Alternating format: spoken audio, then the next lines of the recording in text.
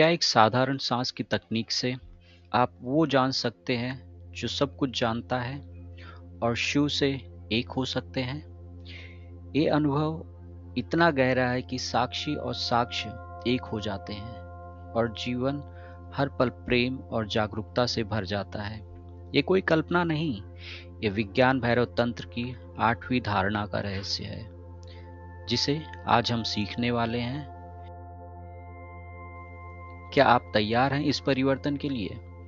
चलो अब इसे अनुभव करते हैं। इस वीडियो में हम कवर करेंगे इस धारणा का मूल सूत्र और उसका गहरा अर्थ, स्टेप बाय स्टेप अभ्यास गाइड, आधुनिक जीवन में व्यवहारिक उदाहरण, रोज अभ्यास से मिलने वाले जीवन बदलने वाले अनेक फायदे। ये सब मिलकर आपको वो अनुभव देंगे जो जीवन को प्रेम और जागरूकता से भर देगा। ये विधि भक्ति और ज्ञान का एक अनोखा मिलन है। भक्ति बिना ज्ञान अधूरा है और ज्ञान बिना भक्ति सूखी सी लगती है। ये धारणा दोनों को एक कर देती है। कल्पना करें, एक ऐसा ठहराव जहां तुम पूर्ण प्रेम से, पूर्ण समर्पण से मौजूद हो, जैसे कोई प्रेमिका प्रेमी को देखती है, बस देखती रहती है, बिना कुछ कहे, बिना कुछ मांगे। उसी भाव से ठहरो और देखो, वो जो ठहराव देख रहा है वो खुद देखा जाने लगता है। साक्षी और साक्ष्य में कोई फर्क नहीं रहता। ये अद्वैत का सीधा अनुभव है। ये विधि बहुत ही कोमल है, बहुत प्रेमपूर्ण है। तुम्हें कुछ करने की जरूरत नहीं, बस प्रेम से ठहरना है, जैसे तुम किसी बच्चे को गोद में लेकर प्यार कर रहे हो, उसी भाव से। और जब ये भक्ति गहरी होती है तो ठहराव में एक चमत्कार होता है। ये बात थोड़ी गहरी लगती है लेकिन बहुत सरल है। जानने वाला कौन है? वो तुम्हारा असली मैं है। वो जब सब कुछ देखता है, विचारों को, भावनाओं को, शरीर को, लेकिन खुद विचार नहीं है, खुद भावना नहीं है, खुद शरीर भी नहीं है। उदाहरण से समझो, जब तुम कोई विचार देखते हो, जैसे कि आज ऑफिस में देर हो जाएगी, विचार आते हैं, जाते हैं, लेकिन वो जो विचार को देख रहा है वो अलग रहता है, वो शांत रहता है, वो जानने वाला है, वो तुम्हारा सच्चा स्वरूप है। अब इस धारणा में क्या होता है, जब तुम सांस के मोड़ पर भक्ति से ठहरते हो तो पहले तुम ठहराव को देखते हो। जानने वाला अलग ही रहता है, लेकिन भक्ति इतनी गहरी हो जाती है, समर्पण इतना गहरा हो जाता है कि अचानक से वो जो देख रहा था वो खुद देखा जाने लगता है।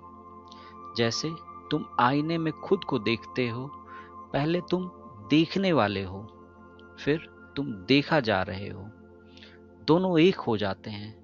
देखने वाला और देखा जाने वाला में दोनों में कोई फर्क नहीं रहता।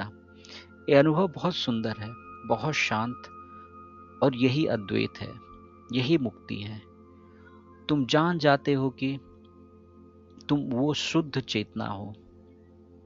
वो कभी बदलता नहीं, सब बदलता रहता है, विचार, भावनाएं, शरीर, लेकिन जानने वाला हमेशा वही रहता है। इसलिए इस धारणा में भक्ति बहुत महत्वपूर्ण है। भक्ति वो पुल है जो साक्षी और साक्ष्य को विलीन कर देती है, और उस विलीन होने में ही परम आनंद है। कुंडलिनी भक्ति से और तेज जागृत होती है और साधक को परम शिव की निरंतर उपस्थिति का अनुभव होता है। ये विधि जीवन को प्रेम का उत्सव बना देती है। ये सीरीज ओशो की फेमस किताब द बुक ऑफ सीक्रेट्स पर आधार, क्योंकि ओशो ने विज्ञान भैरव तंत्र की 112 धारणाओं पर 80 लंबे प्रवचन दिए, जो न सिर्फ गहराई से समझते हैं बल्कि उन्हें आधुनिक जीवन में जीने लायक बनाते हैं। ओशो की व्याख्या अनोखी है। वो तंत्र को उत्सव बनाते हैं, प्रेम बनाते हैं, और यही वजह है कि हमने उनकी book the book of secrets को चुना ताकि ये प्राचीन रहस्य तुम्हारे जीवन में जीवंत हो जाए। अब आइए देखें मूल सूत्र क्या कहता है। ओशो कहते हैं, with utmost devotion, center on the two junctions of breath and know the knower। सांस के दोनों मोड़ पर इतनी भक्ति से ठहरो जितनी भक्ति तुम किसी देवता के सामने करते हो, और वहां जानने वाला खुद जाना जाएगा। ये विधि भक्ति और ज्ञान का मिलन है, और ये मिलन ही मुक्ति है। अब आइए हम समझें इसे कैसे किया जाए, स्टेप बाय स्टेप। आराम से बैठो, रीढ़ सीधी, आंखें बंद कर लो, कुछ गहरी सांस लो और शरीर को पूरा रिलैक्स होने दो। अब सांस पर ध्यान ले जाओ। जब सांस अंदर पूरी आए और बाहर जाने को मुड़े, उस मोड़ पर ठहर जाओ। उस ठहराव में भक्ति लाओ। शुरुआती या बिगनर्स लोगों के लिए भक्ति कल्पना से शुरू करो। किसी प्रिय चेहरे को याद करो, किसी देवता की मूर्ति को याद करो, किसी बच्चा या प्रकृति की सुंदरता को याद करो और उस प्रेम में ठहर जाओ। उस प्रेम में ठहराव डालो, जैसे तुम उस प्रिय को देख रहे हो। पूर्ण समर्पण, पूर्ण भाव, पूरा प्रेम। कुछ कहने की जरूरत नहीं, बस प्रेम से ठहरो, रुको। फिर जब सांस बाहर पूरी जाए और अंदर आने को मुड़े, उस मोड़ पर भी ठहर जाओ, रुको। उसी भक्ति से, उसी भाव से, जैसे तुम मंदिर में दिया जलाते हो, उसी भाव से ठहरो और देखो, वो जो ठहराव देख रहा है वो खुद देखा जाने लगता है। मध्यम और उन्नत साधक के लिए भक्ति अब कल्पना नहीं, स्वाभाविक हो जाएगी।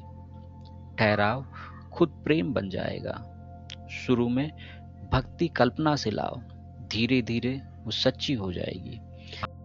ये अभ्यास 15 से 20 मिनट करो, या दिन में कई बार, थोड़ा थोड़ा।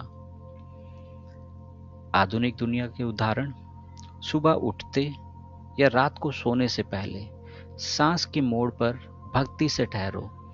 दिन या नींद दोनों दिव्य हो जाएंगे।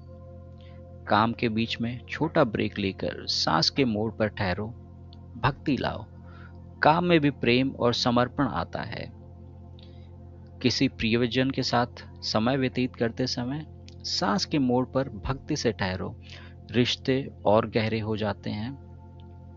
अब आइए जाने इनके फायदे क्या हैं। इस धारणा का सबसे पहला फायदा मन को भक्तिमय और शांत बना देता है। हर क्रिया प्रेम बन जाती है। मानसिक रूप से ये तनाव और चिंता को प्रेम में बदल देती है। शारीरिक फायदों में सांस की प्रवाह संतुलित होती है, ऊर्जा बढ़ती है। आध्यात्मिक रूप से ये और भी गहरा है। भक्ति से ठहरने पर जानने वाला खुद जाना जाता है। साक्षी साक्ष्य में कोई फर्क नहीं रहता, जैसे कि कर्ता और करैता में कोई फर्क नहीं रहता। ये अद्वैत का सीधा अनुभव है। कुंडलिनी भक्ति से और भी तेज जागृत होती है और साधक को परम शिव का निरंतर उपस्थिति का अनुभव होता है। लंबे अभ्यास से ध्यान और भक्ति एक हो जाते हैं। ये मुक्ति का द्वार है, जहां जीवन हर पल प्रेम और जागरूकता से भर जाता है। दोस्तों, ये 8वीं धारणा भक्ति और ज्ञान का मिलन है। सांस के मोड़ पर भक्ति से ठहरो और देखो, जानने वाला जाना जाएगा।